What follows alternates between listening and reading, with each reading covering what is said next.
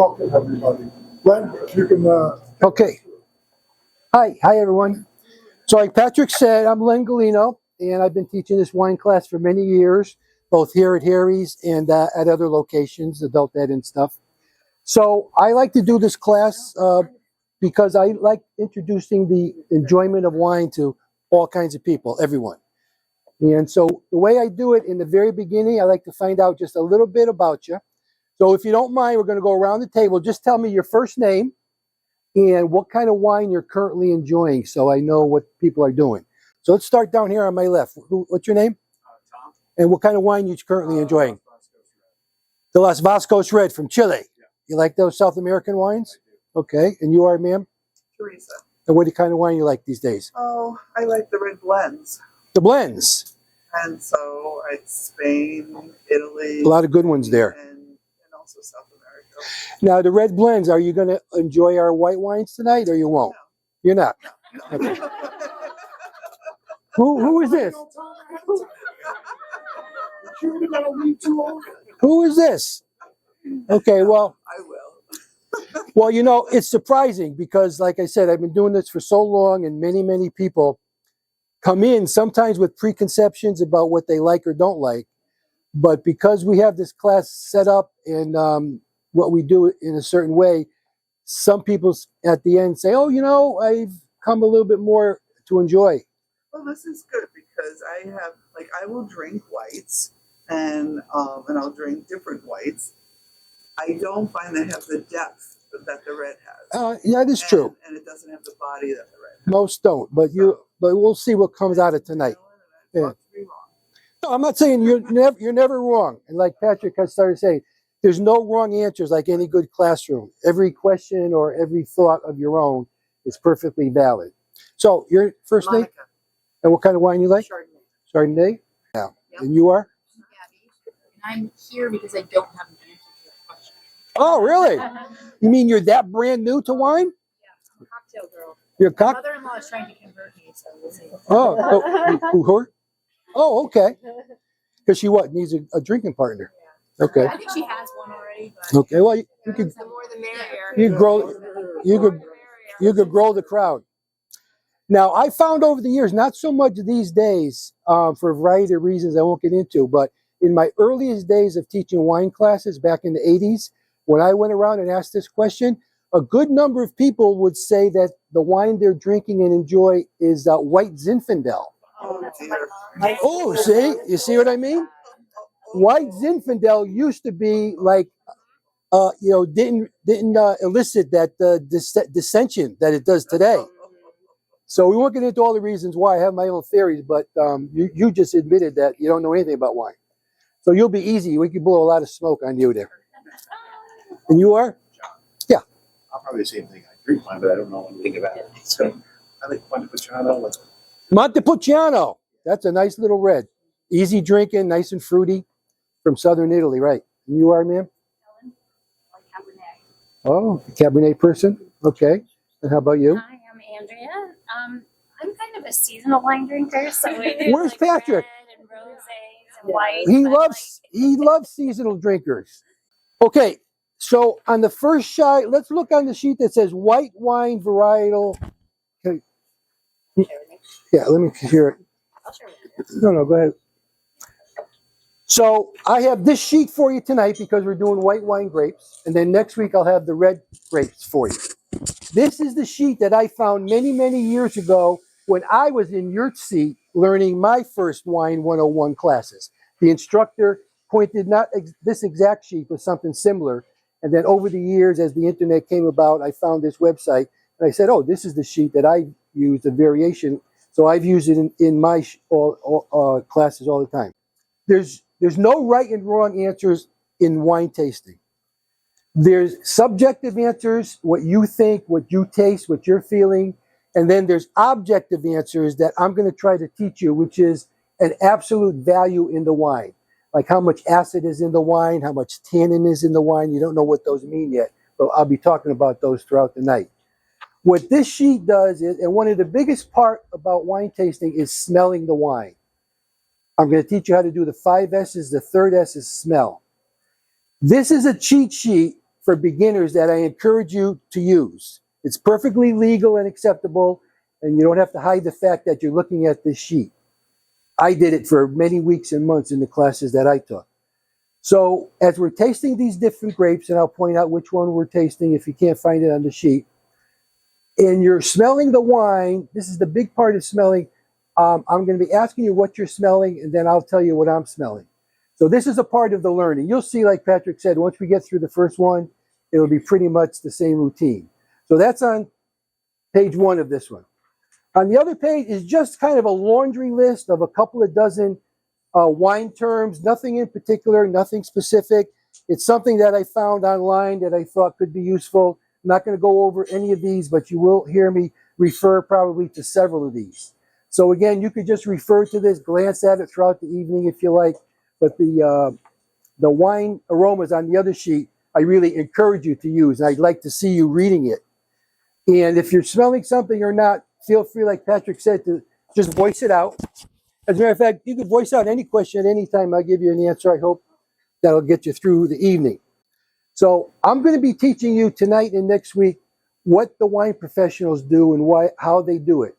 Now, you can do as much of this as you want on your own, at home with friends, or you could do as little as you want once you walk out of here next week and say, okay, I took the Wine 101 class, where's my Budweiser? Or whatever your choice is. So, you ready? Let's all take our glass. Anyone need a top off? They already have a little bit of wine in their glass. Or do some shake. Okay. Okay, here come the instructions. You ready? We're using a standard stemmed wine class. Now, you've seen the new stem lists and things like that. We don't go there. We like the stem for 2 reasons. Now, here's where the class participation comes in, you right? Shout out anyone. What's the 2 reasons we're going to hold our wine glass by the stem? Because it warms the water. warm it. Oh, they're all jumping at me. So you don't warm So the you wine. don't warm the wine, correct. Now, white wines are chilled, appropriately so from refrigerators, so you don't want to warm them up. And even the red wines is called, quote, room temperature. But by room temperature, they mean the temperature of the castles back in 1700s and 1800 in France and Spain, even if you're sitting close to that big, huge fireplace. So even the red wines you like to have kind of on the coolest side, especially in the summer.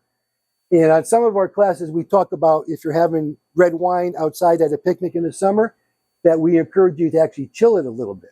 So number 1 is so you don't warm up the wine in the glass. And number 2, very important, is what? So you don't get a lot of fingerprints on the glass. Because we're going to be looking at all of our wines through the glass. And if you hold it by the bulb of the glass, you're going to get a lot of fingerprints. It's just going to cloud your sight of the glass. So the 5 S's you could see on your sheet are see, swirl, smell, and then I use the 2 terms slurp and slosh. You'll see what that means in a minute. So this is another thing we're going to do 16 times because we're going to have 16 wines over these 2 weeks. You want to take your tasting sheet in your hand, please. Flip it over, and this is your white placemat. So you could flip it over back and forth as you're making notes on the sheet. But each time that the next wine gets poured, we're going to flip it over because when we see a wine, what we're going to do is we're going to hold it parallel to the floor. And because we have a standard 1-ounce tasting pour in the glass, we're going to the wine is just going to form a little puddle right in the middle of the glass. You can see that? And what we're going to do now, this is a very light colored wine, I agree. You're not seeing much color at all. But with all the wines, you're going to look right down through the middle of the wine, and we're going to talk about what we see for color. Now, I'll tell you right off that there's very little color with this wine, so you don't have to really strain yourself what you're looking for. But this is the way that we look at the wine. Now, another thing we're going to do after we do the second S is swirl. So let's hold it vertical. And you've been doing some of this at home, right? Or, okay. Or you experts. Now, another way you can do it that we show people if you're not comfortable holding it up like this is you can put the base on the table and swirl it like this. So whatever way you like to do it. That fast? You want to go that fast? Oh, yeah. Oh, yeah. So once you get more experience, you can really swirl it around. What that does really is it gets a kind of an aroma cloud coming, literally, physically coming out of the liquid wine into like an aroma cloud in the glass. But before we do the third S, the smelling, which we're going to use our cheat sheet in a minute. Also, you're going to be doing now, once we do the sight like this, we're going to hold it up, we're going to swirl, and another thing we're going to do is we're going to look for the legs of a wine. You've heard this term before, legs or tears or something? What that is when we swirl the wine, we're going to see how much and to what extent we see little droplets, rivers of wine coming down the side of the glass, which I don't really see a lot with this one. Now, you don't really necessarily see a lot with every wine. We'll see how much we get with each wine. Now, get your cheat sheet ready, your aromas. So we're going to flip back between our white taste template. Now look for, we're on the Pinot Gris, right? Which is where on our sheet? Bottom, 1, 2, 3, the fourth column at the bottom, Pinot Gris. So feel free to look at that as we're smelling the wine. So let's get our nose right in the glass and smell it. Now, very mild aroma. I'm getting like a little bit of white flower. What did you say, Gian, you got before? A little bit of pear? Pear, but that was on a palette. Oh, on the palate, okay. It's a little stony also, wet stone. Little wet stone? Well, I'm going to show you right away. This wine is showing a little bit. Patrick's getting a little wet stone. I'm getting a little white flower. But another trick that the pros do is when you're smelling a wine, regardless of how much aroma you're getting, what you can do is you could try this each with your own glass. Kind of make a little seal with your palm on the glass and then swirl it. What this does is it keeps that aroma cloud in the glass, and then take your hand off and pop it to your nose real quick. Now I get a little bit more. I get a little bit herbal note with that, I think. So got a little white flower, wet stone, a little bit of herbal, and Jan said she got some pear, but on the palate. Okay. Anybody else? Honeydew. Honey, I like honey. Honeydew. Honeydew, interesting. Honeydew melon. Mm-hmm. Yeah, That's good. yeah. Okay, now I'm going to show you, we're going to do the last two S's. We did the C, we did the swirl, we did the smell. We're going to do this with every wine. But now on your tasting sheet, the one I gave you with the 5 S's, I know I'm flipping you back and forth between 2 sheets, but look at that bottom of the sheet called the 5 S's. And I'm going to show you how we do the slurp and the slosh. So take a little bit of wine, purse your lips, slurp a little bit of air in, and then close your lips, and then I call it slosh, but really you want to get the wine all around your mouth, all over your tongue, all over your side gums. So let me show you first, and I'll explain why I'm doing this. Yeah. So Jan's point is like, don't put your head back and start gargling. As a matter of fact, the tip is to actually keep your chin a little bit lowered so that the wine stays at the tip of your tongue. Let me show you. So what he's doing is he's pursing his lips and he's breathing right over the top of the line. Again, chin down when he does that. Now if you look, he's moving it all over the soft tissues inside of his mouth. Inside of your cheeks, across your palate, your gums, everything gets it. That's good. Narrative as the action was happening. Yeah. That's how we do that, Harry's. Now, I want to tell you. Hold it. I want to tell you what to be ready for. Now, you've all been sipping on this first wine, right? The introduction wine. So you all know what it tastes like. But when you do this slurping and sloshing, be prepared for a whole new experience. You ready? So let's all do it together now. Take a little sip, not a lot. Chin down. So you're going to sort of kiss over the top of it and then move it all over the soft tissues in your mouth. Yeah, do that for like 3 to 5 seconds and then swallow. I'm going to ask you to be honest. Like, you see a difference? You see that whole new world that's opened up? So several things are happening. Number one, you're feeling now I want you to look at the top of that sheet where it says the FAT acronym. You feel your mouth is salivating, that you're actually salivating, you have to swallow. That is because the acid is in the wine. All wines have acid. Some have high, some have low, some have medium. This is kind of a medium-high acid wine when you do that, because I'm really salivating with that. So the FAT acronym are these 4 components: fruit, acid, alcohol, and tannin.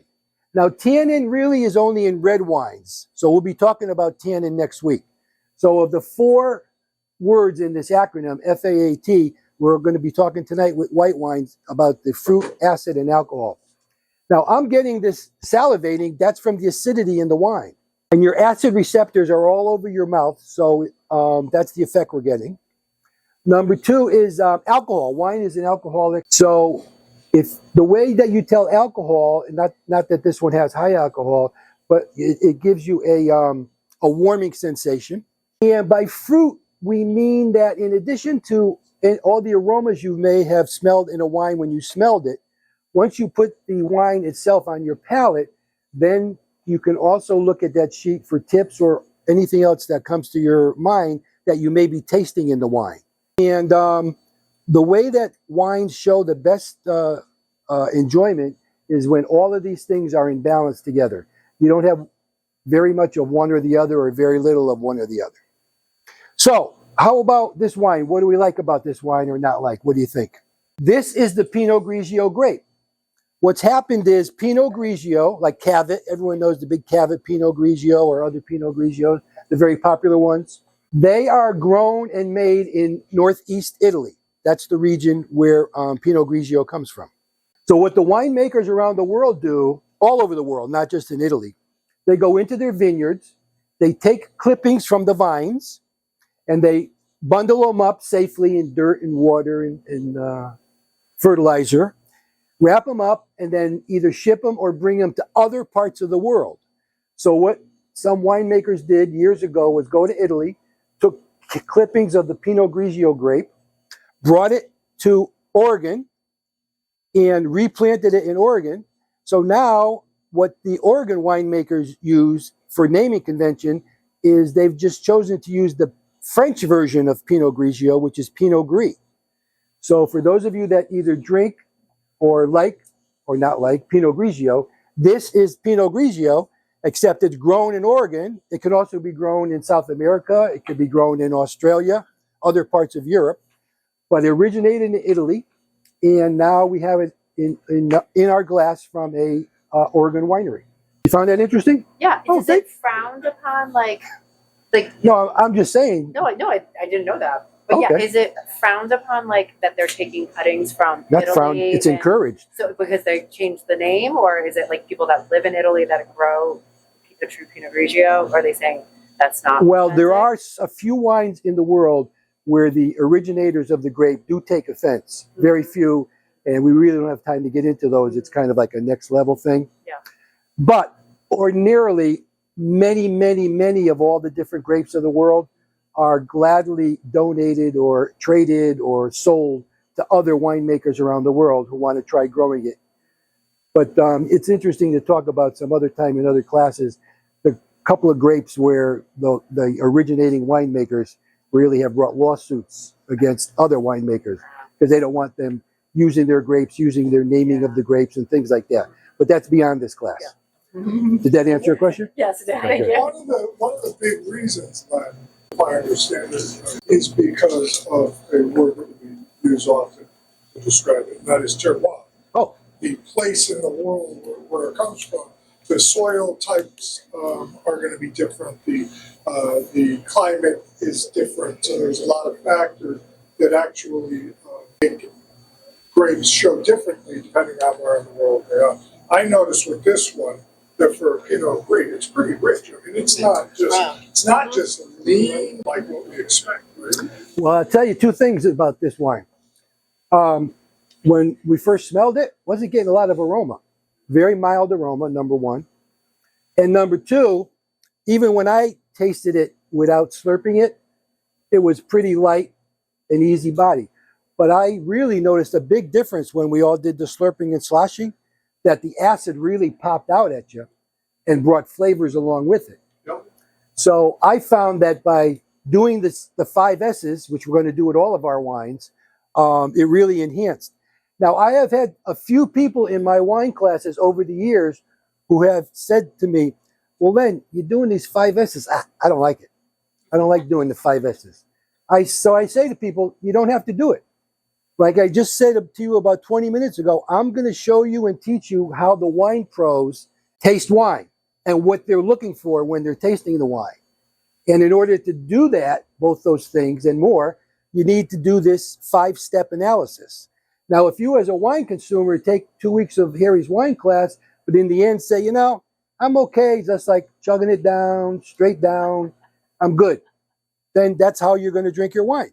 But we have some people, right? Our regulars. Oh. We have about 24 regulars that have become regulars over the years we've been doing this class, that they'll sit right up with any wine pro and, drink it like them and discuss a wine appropriately at a wine professional level, right? We have a number of spouses that don't want to go to dinner with their significant other because all what they do is sitting at the table. They Yeah. do their 5 S's. That's true. Driving crazy. Yeah, I've heard that response too. Yeah, so we'll have to see who comes away what style by the end of it. Okay, what we're gonna do now is we're gonna find out 2 numbers from Jan for each wine.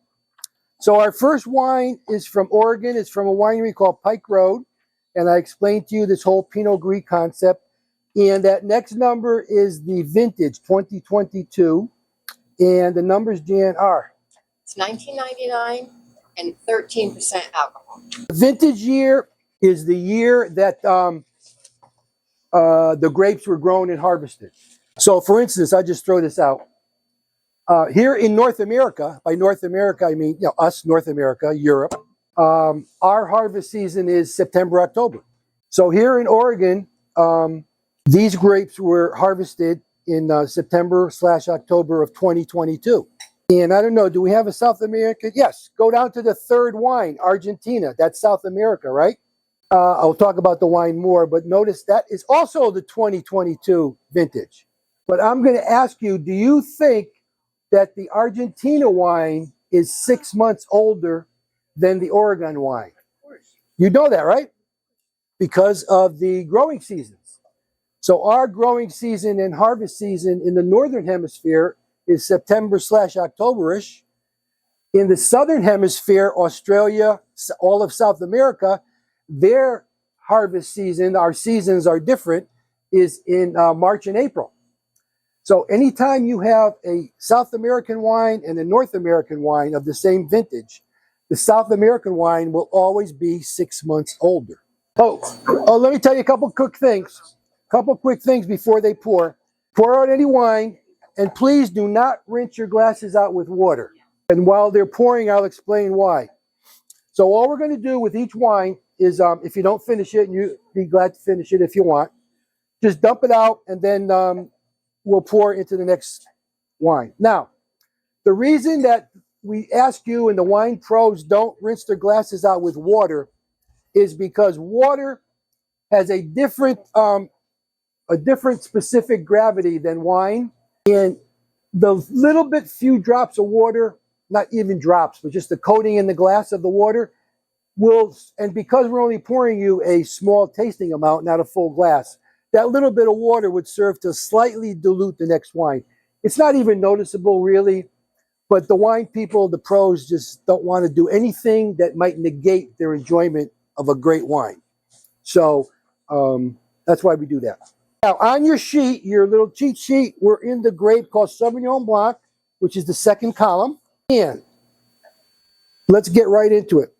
Oh, so for this point going on now, for the rest of your life, this is how, if you want to join us in the wine world, this is how you're going to taste wine. Is you're going to do the 5 S's, and you're going to analyze the 5 S's for the FAT acronym. So in a nutshell, I've condensed all the things that we pros do into this little, well, I didn't come up with that those 4 words. That's the words that the pros have come up over the centuries. I just put it in that acronym form to try to make it easy to remember. So let's get our white 5 S's. C. So come along with me now. I see a little bit more color than the last one. Would you think so? I mean, I'm talking a little bit. Now, another thing I'll show you right now, even though in the white wine sometimes it doesn't show as much, I want you to start looking at how the color changes from the depth of the middle out to where the wine thins out to nothing. Notice how it gets like water-like at the edge. That's called the meniscus, just like on your knee, if there's any medical people here. I don't know how they came up with that word, but I guess it's the outer ring of your knee, I presume. I don't know. Any doctors or nurses here? So when we talk about the wine, you could actually say in wine speak, Well, the wine has a light yellow color in the middle, and then it goes out to water-like at the meniscus. Perfect way to say it. So the second thing, we're still going to swirl it, but we're going to look at the legs of the wine, if there is any. So swirl it, hold it up to the light, and you know, I'm seeing a little legs come down mine. Do you see that little drip coming down? Those are called the legs of the wine, and what they are, in most cases, is a visual indication of the possibility of a level of alcohol in the wine. So we'll see if it's true. Yeah, because alcohol is a big component of the body of wine. Yeah, wines that are higher alcohol really have a bigger body, a bigger mouthfeel. So that is a true description. So that person, or wherever you read it or heard it, uses the term body, and I'm using kind of the one level more detail, because the body is sometimes always a result of the alcohol in the wine. Yeah. So we swirl. Now looking at your sheet as we're smelling, let's smell it. Now can you put your finger on anything? Tomato bush, yes. A lot of wine has the smell of tomato. That could be very accurate, you're right. Now let's go right ahead and I call this the nose pop. I saw some people doing this already. So make a tight seal with your palm, swirl it for a couple of seconds, and then pop it to your nose. I get that little grassiness thing going on. Yeah.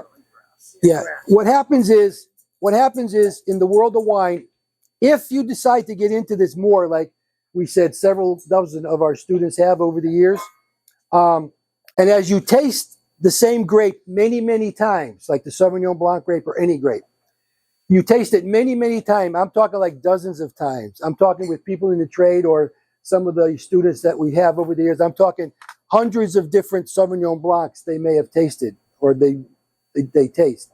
You get to learn what's called the profile of that grape. And so that when you taste a wine, in addition to reading as beginners the aroma sheet, if you have the experience like we do, you have a mental profile of many different grapes in your head. So one of the things that we look for when we're smelling Sauvignon Blanc is grass.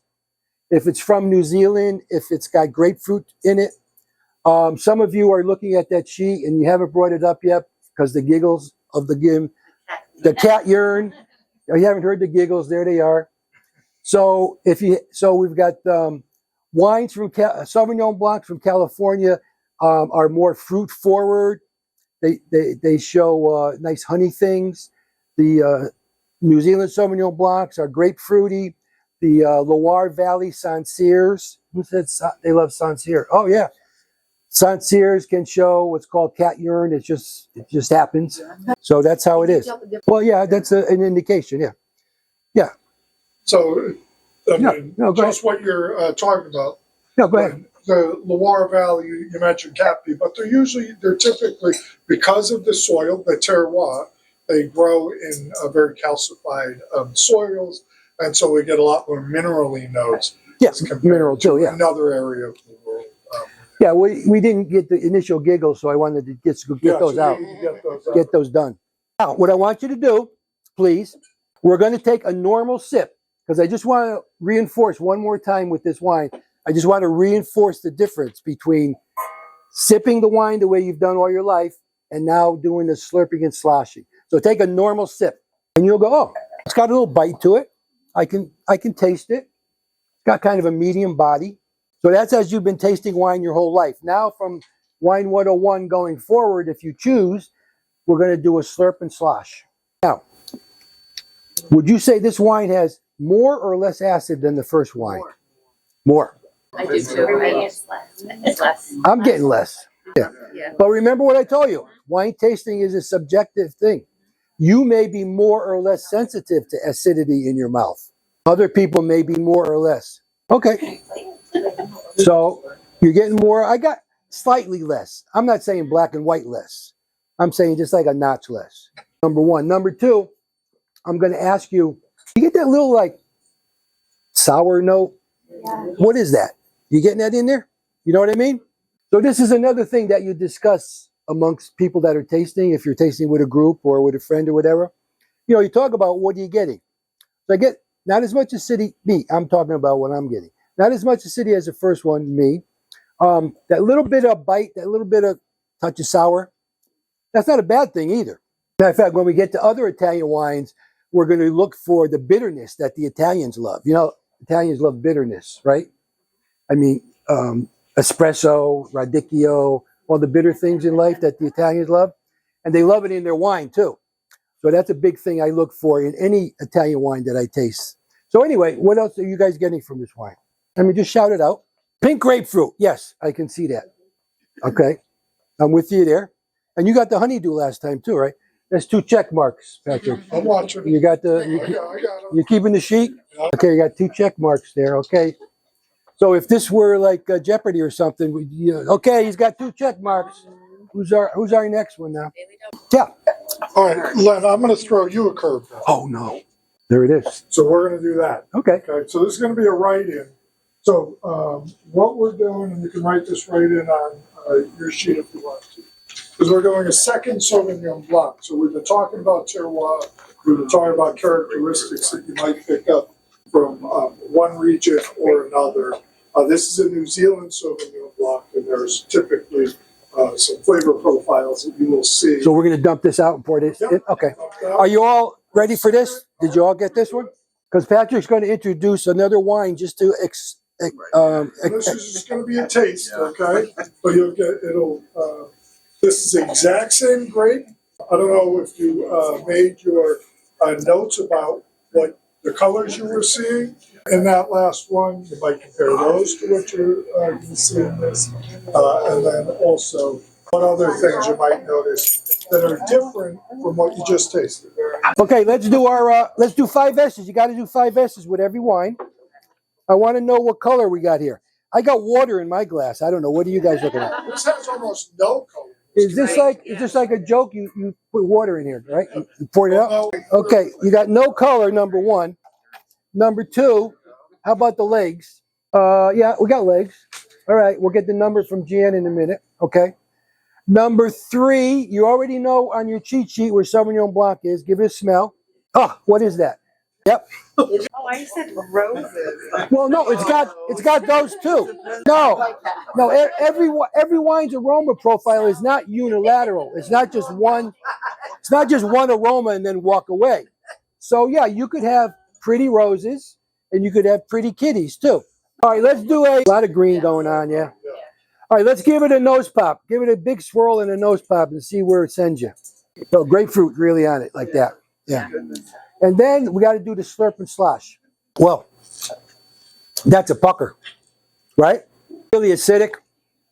Mouth is just salivating, tingling on the tongue. Not enjoyable. That could happen. That could happen. So the point that you were making, this might be one that we wouldn't necessarily do a lot of sloshing chewing on because it is very expressive and very high in acid. Yes, yes. Yeah, this is really an extreme example. And really, it's just that the New Zealand winemakers combined with, or as a result of the terroir that Patrick was explaining, which is the wine word that talks about all the growing conditions, not just the dirt, but everything. When they grow Sauvignon Blanc down there, they come out this way. And you know, some people love it. A lot of it has to do with the wild yeast in the air for this profile, for the yeast strains that they do. Yeah, wait a minute. What's the question?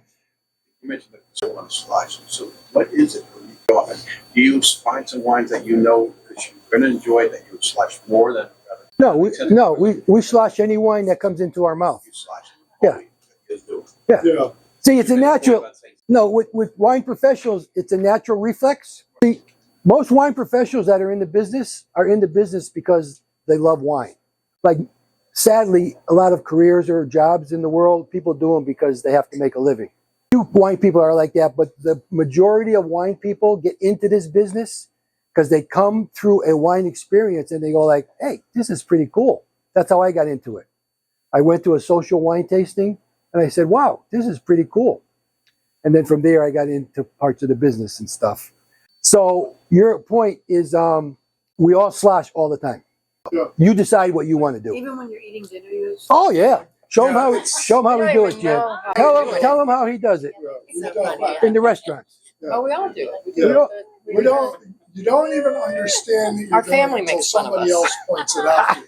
Because it's just what we do. Through the course of a week at Harry's, the people on our wine staff will taste dozens of samples from reds, whites, rosés, and around the world.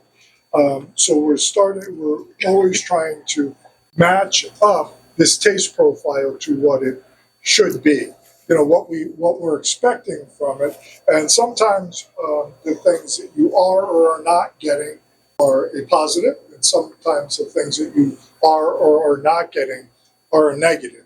So it's really just for us, for what we're doing, we're just assessing the wine. Yeah. It's not necessarily about the idea that this is a high acid wine. We know this is a high acid wine. We go into it, we know it's from New Zealand, so we have certain expectations. Now we taste it, does it live up to these expectations? Is it something that we want to carry? Because there's a lot of different kinds of wine drinkers out there. So we're gonna move on now. Any questions so far about anything? Let's see, when you do they, I always think that they actually chemically keep it so it's always the same. Like No. some of the Mondavis and those larger. No, not chemically, but the winemakers have the skills to know as they harvest the grapes every year, Mhm. they analyze the grapes via a lot of different scientific parameters. Uh-huh. And that tells them a lot about the source product, Right. the raw material. Yep. And then knowing what's in the raw material in the grapes themselves, they have winemaking techniques that they can either introduce and use or not use that will lead them towards the profile they want if they choose to keep a consistent profile. Some winemakers, some wines around the world don't necessarily want a consistent. They want to show their wines, their grapes every year, hopefully in good growing years, for what they are. So was that your point about? Yeah. Yeah, that's how it's done. Winemakers are scientists. Well, winemakers are combined scientists and artists. Left brain and right brain. Left and right. Yeah, dump it out there. So they're out in the vineyards, not them as much as the vineyard managers, but they're out in the vineyards all summer, seeing what they're working with. They harvest them, they analyze them, they know what they got. They bring them into the winery. Then there's a lot of different things that is well beyond this class that they can do to make the wine in the style that they want. So let me just add one thing to that, because I think where she was going was actually pretty smart, and that is big box brands do sometimes use things.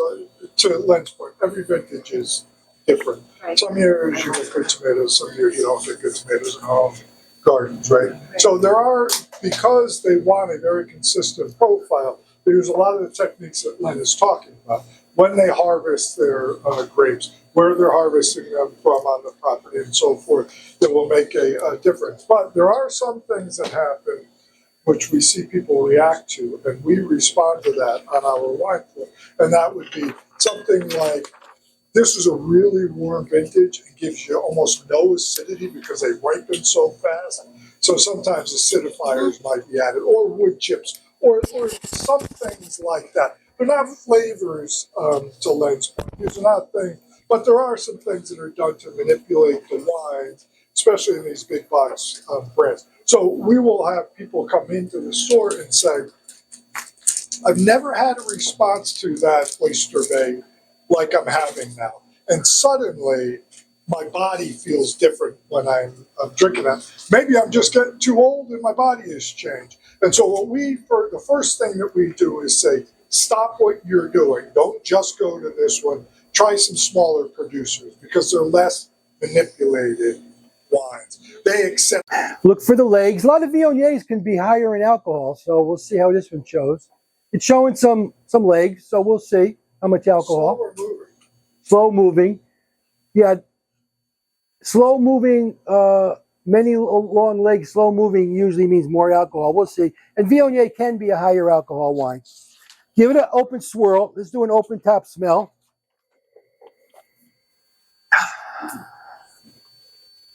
I get a little bit of what I'm looking for, a little bit of orange note. You getting the orange? Yeah. Viognier can show orange characteristics, but let's do a cover up and then a nose pop. See how much it accentuates the orange or whatever notes are in there. Yeah, I get a clean nose. Still the orange. Orange is good. Smells like Viognier. I got some white flour in there. Yeah, it could be the white flowers too. And this just smells, I don't know how to say it, but it smells heavier to me. than Well, the that last could one. be like we said, the legs, the alcohol. Okay, let's do a slurp and slosh.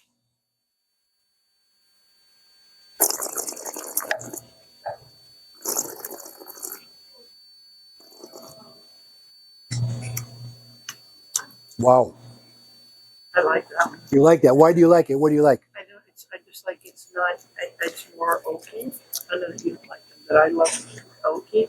And I like it's not as tart as the other two, and not as sweet, It's a dry wine. much more dry. How about the acid level though? Are you salivating or not? Or much? No, not as much. Not as much as the first couple too? Right? Yeah. What's that? Now, you getting that little bitterness too? Yeah, I was going to say, you're going to pick that up. That makes sense. This is one of the wines that I told you can show a bitterness. Like that other white wine had a little bit of sourness to it. So you want to draw a distinction and learn the distinction between bitter and sour. Sour is like vinegar, lemon juice, grapefruit juice.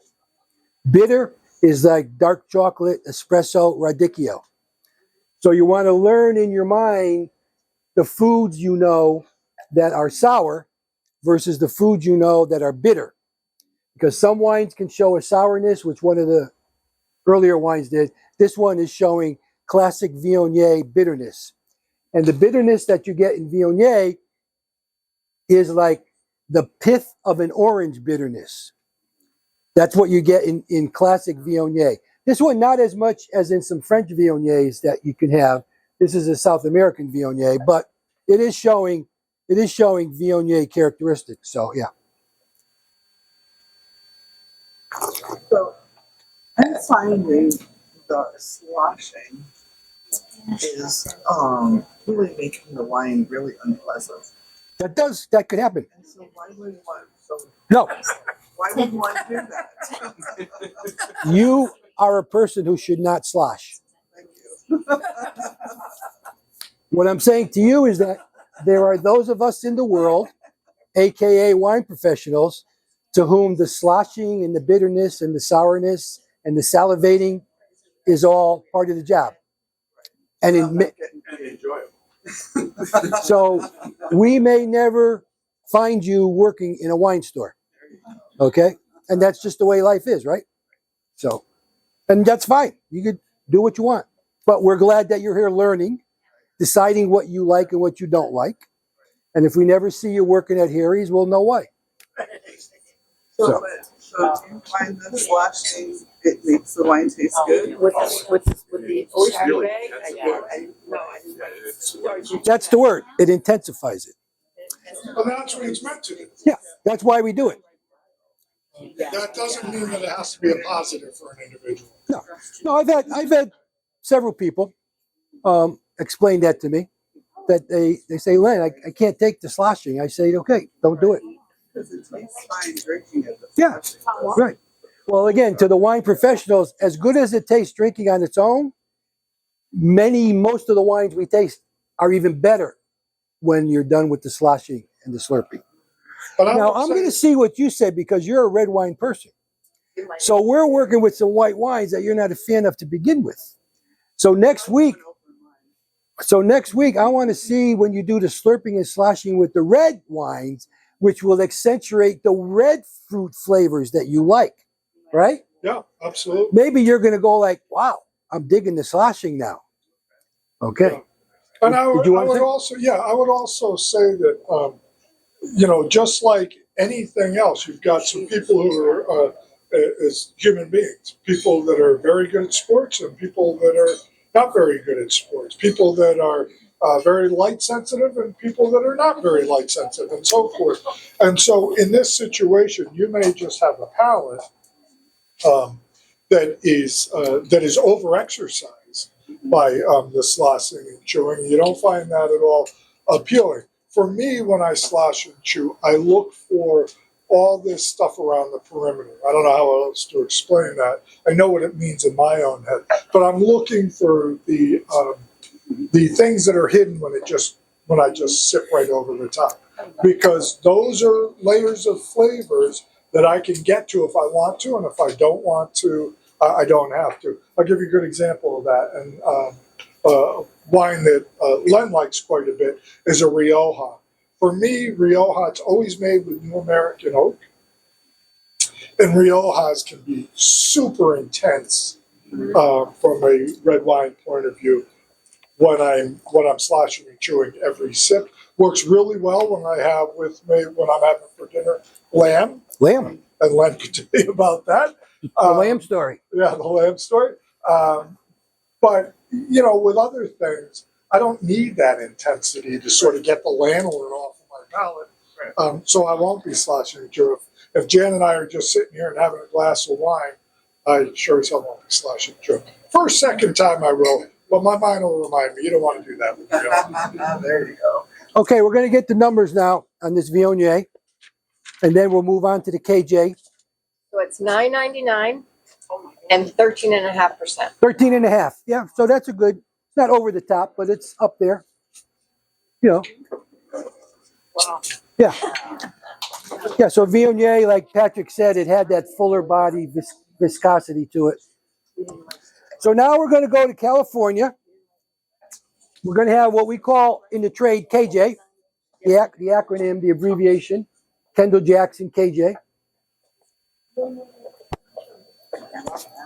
Well, they're important. I'm going to tell them the quick William story. Okay. The night that William did his blind wine tasting. So all the wines got served to the participants out of a brown bag. When we got to this wine, it's more advanced class. We were with some people who had taken a number of classes with us, wanted to do it blind and challenge themselves. This wine, Kendall Jackson, was in the group that we tasted. And at the end of tasting it, after you've made all your notes, you've made your assessment of the wine, that we then do the reveal and say to everybody, here's the wine.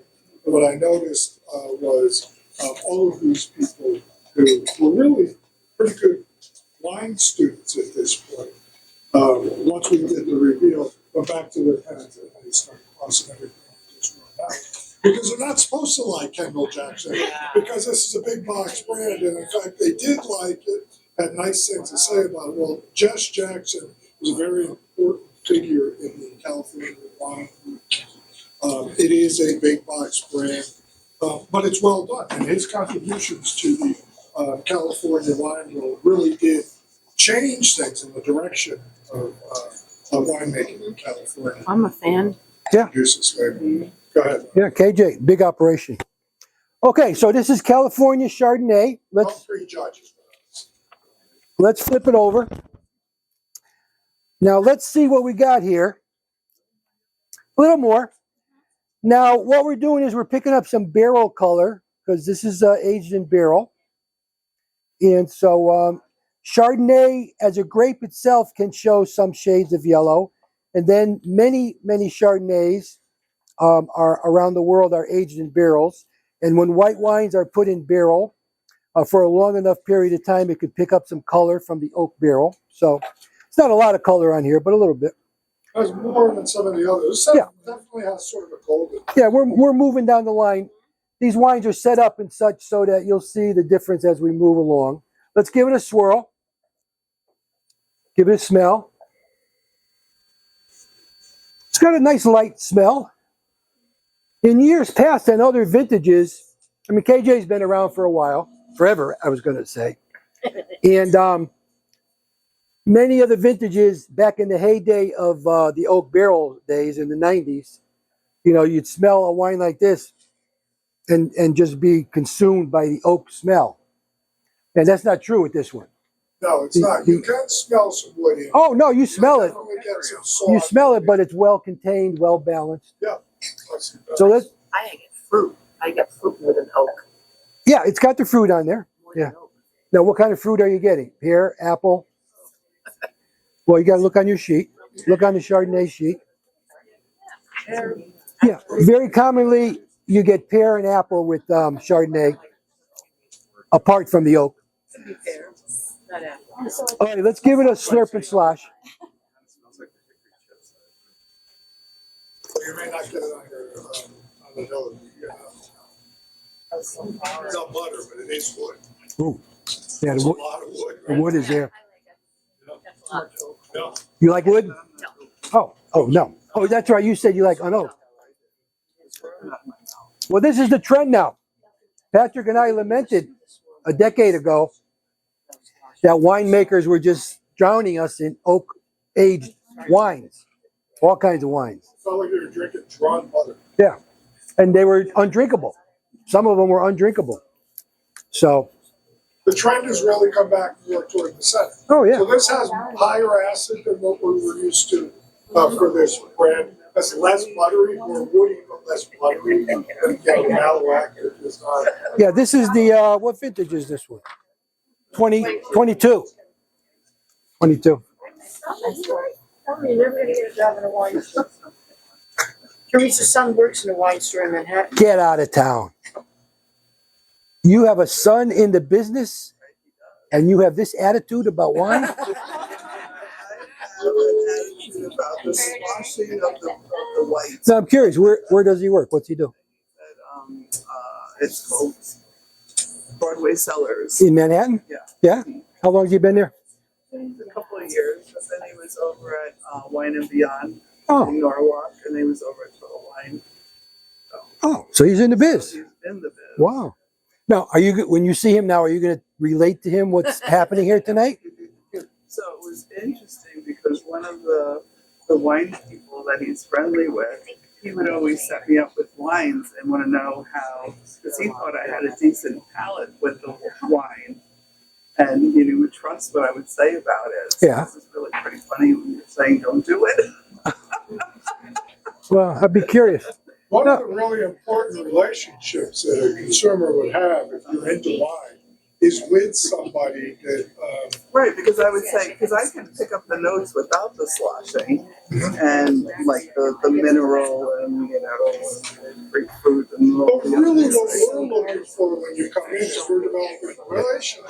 Right, what I like. Is what your Ooh, experience love is that with gooey. the wine that we just recommended. That is so delicious. If I give you one, I profess that it is Delicious. this, and you decide, no, it doesn't strike me that way. That I didn't hear conversation you. back and forth helps me to take the words that you're using Um, and put them more into my apple, pear. vocabulary. So now I can take Apple and you pear, oak. around the store to try. I think that's what I different said, right? things. Anything else? Alex like that. Oh, Yeah, yeah, it's really, I think that's a really important relationship, one that we really like. You could come to Harry's 6 or 7 bottles and say, this guy just does not get it. And then you work with Brian, and then immediately. Brian knows. Brian knows. Yeah, and not just, and those. Brian knows couple the nose. relationships that come in. Yeah. get to be great. The good thing is, we're usually pretty good at being able to decipher what we say to you. A lot of times I'll say back to you, Brian's your guy, what is he giving you before you really like it? You can name 4 or 5 wines. Now I can see the pattern. Right. What do you eat with an oak wine? You could do lobster with this, or roasted chicken would be something that would work pretty well with this, I think. Okay, so anything else on the KJ Shard? Let's do the numbers, Jan, please. So it's $12.99 and 13.5%. Another 13.5, so mainstream. Now, okay, we're halfway done. This is the halfway point. You ready for a new wine? You ready for a new wine term? You ready for a new wine term? I got a new wine term for you. I don't know if it's on that sheet I gave you. You can look on it yourself, the glossary. I'm going to talk to you about off dry. Off dry. Now, in the world of wine, dry means not sweet. A dry wine shows very little sugar. And the first 4 wines that we've had are classic dry wines. They didn't show much, if any, sugar. They really didn't show any, and that's what they want. Now, when we go to these next 4, all the next 4 wines, you're going to notice different levels of sweetness. And we're not really going to the classic dessert level sweetness, although the last one, you might say that. But you've heard these terms like port wine and sauterne maybe. I mean, these are the truly classic world-class wines that are sweet, made to be sweet, made to be drunk sweet. Then you have these category of wines that are not that sweet at all, and yet they're not dry like the first 4 wines we had. So they're called off-dry. So the grape we're going to have here now, and this particular wine I told you, I'm going to tell you a little bit. Sorry, OFT Off. Yeah. or OFF? No, OFF. Off dash dry. Off dry. Yeah, every wine on here except the one in our glass, the description of the wine has the name of the grape. This wine on the sheet Oh, thank you. has no grape name there. Thank you. This is one of the classic European, of the many, many Europeans, not just like, a small example. The many, many European wines that over the centuries have been named for the region that they came from rather than the grape that it's made from. And that classification in again, the professional wine world, we distinctly called Old World and New World. Old World wines are basically Europe before the Americas were settled and before the explorers, Vasco da Gama and everyone went around and colonized, discovered and explored the world and brought grapevines there. So this is Vasco da Gama brought the grapevines? no, not him, but No, but after that people. they did? Yeah, Do you know when the first grapevines were taken from Europe to America? probably like the 1600s. Really? Yeah, in different parts of the world. Yeah. So, Thank you. oh yeah, you're welcome. So if you go to France and you go to the Loire Valley, you've heard of the Loire Valley where they got all these unbelievable castles. You've been there? Yep. So the Loire Valley has a village there called Vouvray. And if you go grow grapes in Vouvray, and it's a celebrated region of the wine world, Vouvray. So if you own vineyards in Vouvray and grow grapes, and you want to be able to put the name Vouvray in order to get good customer contact and sell a lot of wine, you have to grow exclusively a grape called Chenin Blanc. So is that on our sheet? No. Yeah. Go to the middle column, the bottom box there. See that Chenin Blanc? That's the grape that's in this wine. But for most, if not all, Vouvrays on the shelf in any liquor store or wine store, you won't see the name Chenin Blanc. You might on a few French producers that add the name to the back label. But on the front label, it'll say Vouvray. And once you learn about that, which you're just learning now, if you see the name Vouvray on a label, you'll know it's 100% Chenin Blanc by French wine law. So let's flip over the glass. Still, we're in that same light color looking, right? That's how these white wines are sometimes, except maybe the one at the end, the Gewurz, we'll see. So light wine, and I don't know, I'm seeing a lot of legs already. I didn't even swirl it. It looks lighter. Looks lighter, I know, it does. But it's got some legs, so we'll see. We'll see what happens. That means higher alcohol. Well, it can. It usually does, but not always. But we'll look and see. Let's give it a smell. Is this the vintage we had at the last class? Nope, new vintage. You picked right up on it. I'm with you on I that. don't smell anything. Knew it right away. Yeah. Because that last one was great. Yes. This what vintage are you? 22. 22. Okay. So this- Yeah, see? Okay, very light nose, right? Got some citrus. does have some citrus. I got it. We got to do a nose pop. Let's pop this right away because Honey. a little bit of citrus, a little white flower, but not a big nose. No, it's more citrus zest. Yeah. All right, let's give it a slurp and a slosh. Now, be open-minded to off-dry.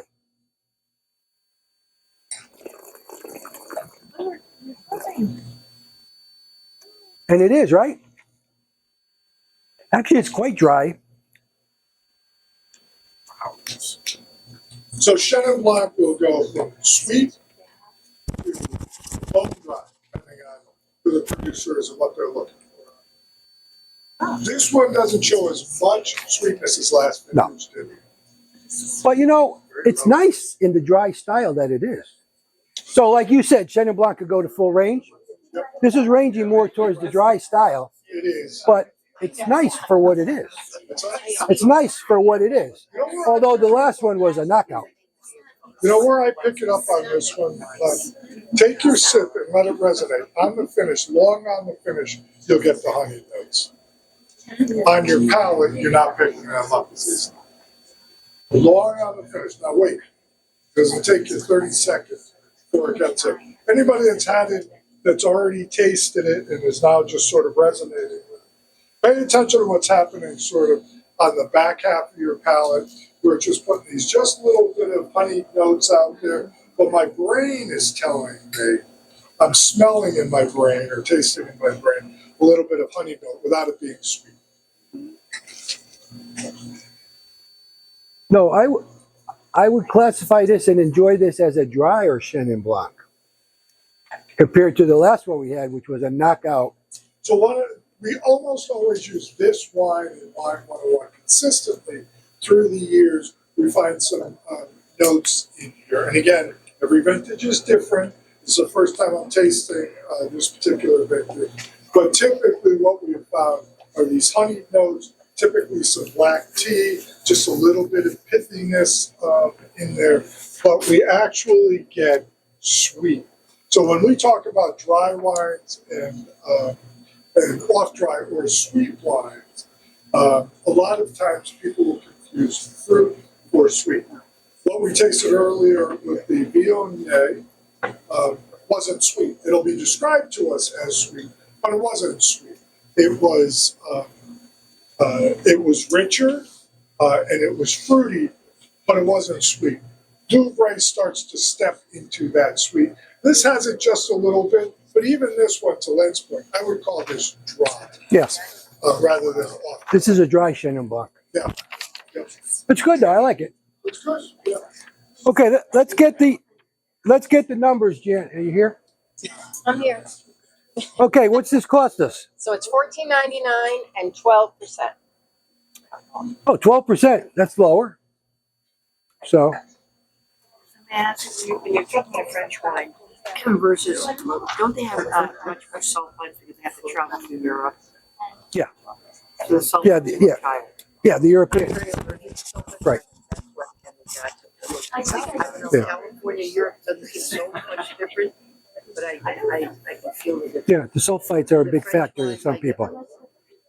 That's true. Okay, anything else on this wine? Because we're going to go to Germany now. Oh, boy. Let's go to Germany. Now we're going to have a grape, the Riesling grape, which also is noted as a sweet grape, but can also be made in a drier style. So let's see what do we get from this one. Okay, let's go right to our 5 S's. You know, I'm picking up a light yellow color, and to me it looks like the color goes out to the rim more, the meniscus, a little bit more. So we'll see what happens. What are you seeing? So where are you looking when you say the rim? This way? Yeah, right there. Oh, That's the yeah. rim. I know that's Right where there's no more wine on the glass. Yeah. Okay, let's give it a swirl. Riesling grape. Check the legs. Now, this could be a lighter wine. We'll see. Give it a smell. Go to the Riesling cheat sheet, somewhere on there. Ah, very nice on the nose. That's great. Yeah, nice nose. Let's give it a nose pop. Should get even nicer.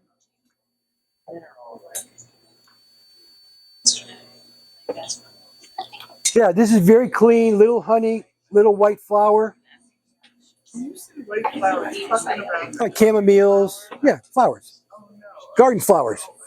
Dave, That's how low you are. You're thinking King Arthur? yes. No, no. That's why English is such a difficult Yeah, I'm talking a garden. So I like this nose. Let's give it a slurp and slosh. See what we're tasting. So one of the things that Riesling gets a bad rap around is everybody thinks Riesling is just a sweet wine. When you're tasting here, pay attention to the acidity in here. So we've been talking about acidity all night. The front of your palate will tell you sweet almost as it hits your palate, I gotta get and your some. mind will want to forget about the Oh, idea what happened? that you really are salivating. That this is I should use that too, right? just syrupy sweet. How's the combination been working? Oh, cheese is so good. Cheese with the wine, right? Oh, I'm in heaven. Well, Tasha knows her cheeses, so she knows about the white wine cheeses. Now you got some thoughts for next week's cheeses, Tasha? Yeah, but there'll be a secret till next week. We got secrets coming in next week? Okay. So be sure to show up next week. No calling in sick. No. I know. If you want to do a great class with us, do our Riesling class, because Riesling is a very misunderstood grape, and actually a wonderful grape. It's just that nobody goes over to the shelf and buys Riesling. There are a few people that do, but it's an out of favor grape, and that was really based on 25 or 30 years ago when all of these. What was it called? Black Tower. Yeah. What were the ones that they had out there? They had a bunch of really cheap Blue Nun. Blue Nun, Blue Nun. things like that. They just put the whole world off of these, Well, Blue Nun was off the of one this selling wine grape, in America. and Oh, yeah. people have never really gotten back to it. Perhaps the greatest grape in the world, it's a big statement, is a Riesling. Perhaps the greatest grape in the world. Would you agree with that statement? One of the greatest. Yeah, What's it's your favorite? Now, why would you say that first? so it's in one because it's got complexity, it's got layers, it shows itself across an incredibly broad spectrum of profiles. It's a food wine.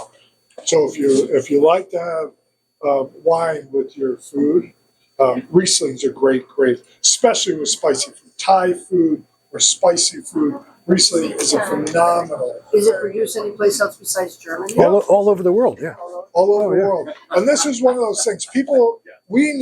Our job needs to be opening people's eyes or palates back up to grapes like this one. It's not a bit more. It is a much more advanced level class when you sit here and you delve into one grape across an entire spectrum and look at the different areas of the world. It's an amazing journey. We'd love to do that. It's a great class. Yeah. It got me to like Riesling. All I Yeah, remembered you- is you Blue start- Nun. And Right. Yeah. But it opens your mind back Yeah. up, right? No idea. Yeah. Great class. Amazing grape. Amazing. And now getting back to your bill, what is yours? My favorite? Well, like Patrick said, I'm a big fan of the Spanish grapes. The Rioja region called Tempranillo. Those are red, white. Oh, the white. I really like the Albarino grape. Big fan of that one. Where's everybody? It's in northwest Spain. Yeah. So we're doing a number. Okay, we're sticking in Germany. We're going to hear the prices now. So we're $14.99 and 11.5. Now notice what the $14.99 and 11.5. notice what the alcohol there, 11.5. Why is that? Because the winemaker stopped fermentation early before the alcohol level kept rising in order to keep the sweetness in the wine. This is how wines are made. Now, in a nutshell, Wine is made by the combination of sugar in the grapes and yeast. And when you put yeast with the sugar in the grapes, fermentation starts. And there's two byproducts of fermentation. One is carbon dioxide gas that goes off into the air, and the other is alcohol in solution that becomes wine. And the longer you allow that fermentation to occur, then the more the sugar gets eaten up, the drier it gets, but the more that the yeast eats the sugar, the more alcohol it's made. So if the winemakers want to keep a wine sweeter, they stop the fermentation early before all the sugar gets eaten up. And there's a saying, right, in the trade, higher the drier. Higher the dryer. So the higher the number of the alcohol, 12, 13, some cases 14, some cases 15, then the drier the wine gets. So that's in a nutshell. We won't get into all of that right now, but other classes we do. How do they stop fermentation? Well, there's several ways. The biggest way is a temperature. These fermentations are often made in large stainless steel vats. You've seen these pictures of the wineries, right? Huge vats. And they have water blankets wrapped around them. So fermentation can only occur at a minimum of a temperature. I don't know the exact temperature, somewhere in the 70s Fahrenheit. But if you cool that body of liquid in the tank down by turning cold water on these water blankets and it flows all around the tank, it stops the fermentation. That's one way. There's other ways to stop it too. But like I said, those are for all the different classes like Patrick been referring to, several of the different classes that we do, grape-specific, blind tastings with the brown bags, regional tastings, wines of France, wines of Northern Italy, very popular, right? Northern Italy. Wines of Sicily, my hometown. Especially with you and me. What's that? Especially with you and me. Yeah, right. And we went with William for wine tasting, a dinner at Il Palio. Yeah, the Opalio Another dinner. great experience, right? Yeah. Were you there? Probably not with the, William gets to do the dinners, I do the classes. I kick my way into a few of them, but I don't get to do as many as he does. Well, we were all just at a nice wine dinner at Mike's in December. The Harry's Christmas dinner. That's exactly, yep, that's right. It's in Norwalk, on Wall Street or Main Street in Norwalk.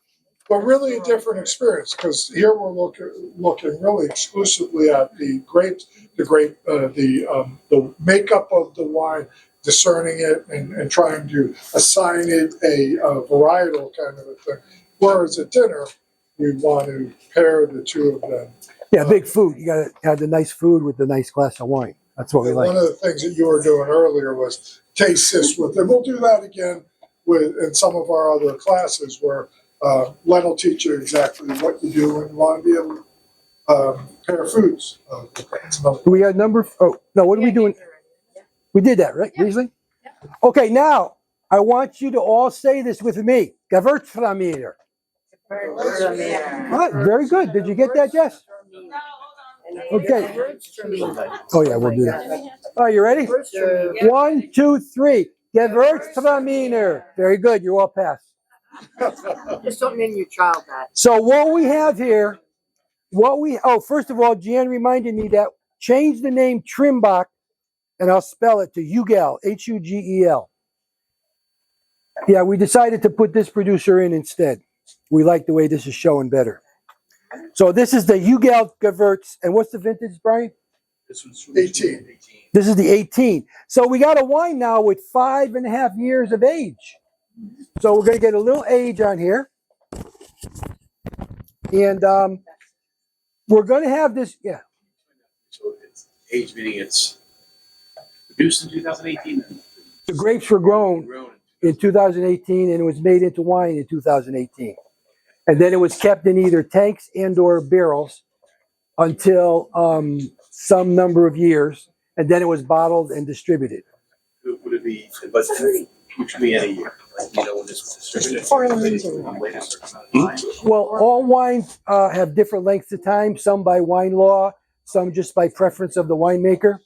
So I don't know exactly when this was bottled. I don't know, we could look it up, but why, is that important? Oh, okay. Exercise with- you told me to ask questions. Now he's not gonna ask anymore. Wow, what did I do there? What was the question? No, I meant if it was important for some reason, then I would go down that road. But for now, I think we'll go to the dead end. I need knowledge. Okay. So, okay, let's look. I think this has got the most color of the wine of the night, of This does? the little bit of color that we've had. Yeah, I can't see that. Yeah, this here, the gold goes out almost to the meniscus over all around. I can't see. Look on the sides, you see it more on the sides. Sorry. Give it a swirl. Give it a smell. Smell like it's basic. Yeah, you got to get some smells with this now. It sounds like dogs. Where is this on the sheet? Our dog might be. Okay, this is at the top of the fifth column is your Gewürz. You like that? So let's give it a nose pop.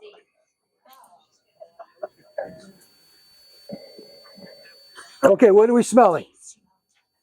Are you, Oh. It's very distinct, but what is it?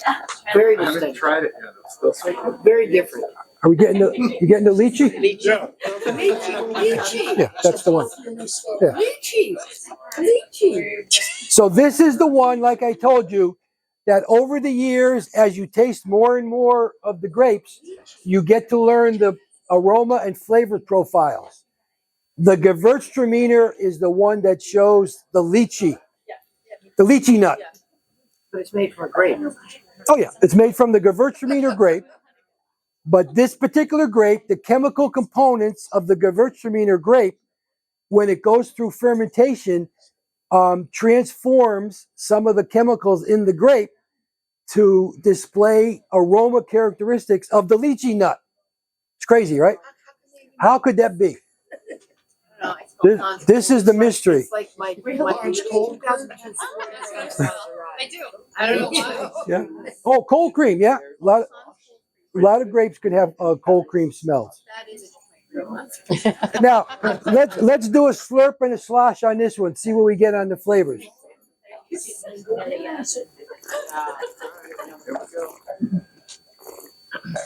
Yep, that's the flavor of Gewürz. Very floral and perfumey. It's like almost, wafting a perfume across your nose, or if you put some scents on, and you happen to go across your mouth or your lips, you get that perfumey thing. This is the grape Gewürz. Now, this is another Probably tastes like all grape Asian too, food right? thing, right? Spicy. Tropical. This is good with spicier foods. Yeah, like Patrick said, the Riesling, it goes good with spicy foods. The reason being that spicy foods, hot zinging in the mouth, have a somewhat sweeter or off dry wine, kind of like soothes it. White or red, doesn't have to be anything from tonight. So any wine, because what I want you to do is get used to looking at the labels. So pick any wine at home or in a restaurant and record either mentally or make a quick note on a pad or on your phone of the producer of the wine, just like our sheet here. Just like it's on our sheet here. The producer of the wine, the grape that it's made from, or if it's an old world European country, the region like Rioja, Chianti, Bordeaux. Those are regions in Europe, not grape names. So name of the producer, name of the grape and or / region, and the vintage. And then again, maybe practice and learning of getting in the habit of making mental notes of what you're tasting. You can write them down too. A lot of people come back with little written notes, which is maybe a better for a newcomer. And what we'll do is just like this, the beginning of this class, we went around real quick and I asked you what grape you liked in general. We'll go around real quick and you just tell us those 3 facts about the wine that you had and what it tasted like. Now that you're learning how to describe wine, right? What did it smell like? How was the acidity level in your mouth? Did you like it or not? Kind of the bottom line. Is that okay, Jan? Yeah. We're good? Yeah. Yeah. Jan reminded me we didn't do those the last few classes. Right. Now, what we're going to have for dessert, this is a true dessert wine. So it's Jess's favorite, we understand. It's my favorite, one of my favorites too. Now, this is the grape called Moscato. Some of you had this yet or no? You have, right? Moscato grape. And Really good. I would have now, those- Brian, this is a regular Moscato d'Asti, right? Yes, sir. Okay. So what happens is, I want you to put your geographic hat on now. Look at the map of Italy, the boot, right? You all got the boot? Go to the northwest corner of the boot, the extreme region of Italy that's right at the Alps, at the French border.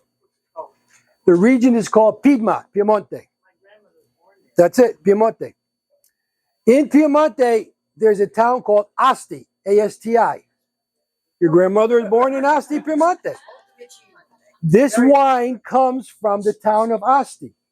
And the contraction, the grammatical contraction that in the Italian language is such that they have a noun and then the preposition of and then another noun. So this wine is called, more so than just written on your sheet, it's called Moscato di apostrophe Asti, which means the Moscato of the town of Asti in Piemonte, Italy. And let's flip it over. Very light color. Don't swirl this very hard because this has effervescence in it. So you don't want to bust up those bubbles. But give it a smell. Did you get that little orange note on there? Again, you could do a light, very light nose pop. Light. And then give it a taste. I don't think we did the numbers on the last one. Oh, we'll get to it. We'll do them both at once. So, very light bodied, very easy drinking, got a very delicate sweetness to it, got an undertone of orange, very classic, shows orange. And this is the bottling, the style of wine called Moscato d'Asti. It's a great dessert wine in a couple of different ways. Number one, it's got these flavors that we're talking about, and I hope you're enjoying. Number two is if you've just had a huge Italian meal and you're too full to have anything else, there's always room for a little sip of Moscato d'Asti. Honestly, the balance. Yeah. The what? I love it. It's really good. You like the what? I love it. You love it, right? Yeah. Should this be cold? Yeah, cold. Cold, yeah. Where does the bubbliness come from? Well, there's a whole process called secondary fermentation in the world of wine. What I just explained earlier about fermentation, that's the basic fermentation that all wine goes through. And then the wines of the world, like Champagne, Cava from Spain, a lot of other different ones, go through what's called a secondary fermentation. And that could happen either in each individual bottle, but I don't think it happens with this wine, or it can be done in tanks called the Charmat method. They actually inject carbon dioxide. You know, is this This is not going down. Bubbles are too small. is this This is in the a- bottle? This is secondary? Yeah. Yeah. So this is made like champagne, where each wine is bottled, and then a secondary fermentation happens in the bottle, and it creates the bubbles. So So one of the things that they'll do in the Champagne region is that they will add just a little bit of sugar to the champagne so that the yeast, which is still active, can go ahead and eat. In a situation like this, I think they use that fermentation method that Len was talking about. When you hear what the alcohol content is in here, they've stopped the fermentation. And then what they're going to do is just, once again, add a little bit of yeast and or warmth to reawaken it so that it'll start the fermentation process. Now it's in a bottle with a cork in it. The gas has got nowhere to go. It stays in the bottle when you open it up. you people enjoying this? Oh, yeah. Love Hey, Jess, new fans. But aren't there other wines that they make in Asti? Oh, many. Oh, yeah. This is one of them. Yeah. So let's get those numbers, Jan, please. Go. So the Gerberts We're going back to the Gerverts. We missed that one. is $25.99 and 13.5. Another 13.5. This one or The previous one, how much? $25.99 and 13.5. I don't think you told us the Riesling either, or I missed it. The Riesling was $14.99 and 11.5. Now the Moscato d'Asti. Moscato is $14.99 and 5%. 5% alcohol. So that's another reason that makes this very easy drinking. It's almost a non-alcoholic wine, right? You want to wrap up? Okay, so hey, let's do one final toast. If you got anything left in your glass? Yeah. Cheers, cheers, cheers, cheers.